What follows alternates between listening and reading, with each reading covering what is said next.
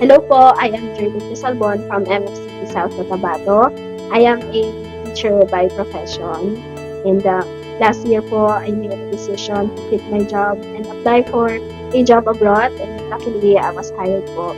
When I was about to leave the country, something came up at hindi po ako natuloy.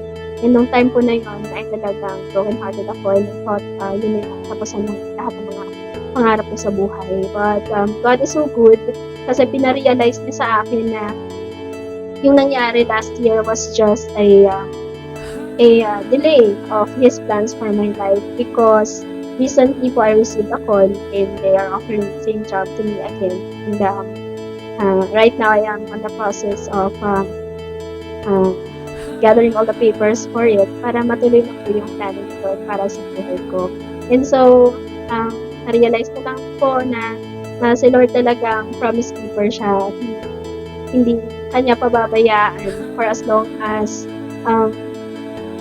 hindi mo din siya kakalimutan sa lahat ng mga plans mo sa buhay. Kasi si Lord naman talaga yung author ng mga pangyayari sa buhay natin. So, ngayon po ako ay patuloy na nangangarap at patuloy lamang po na kakapit sa pag-asa.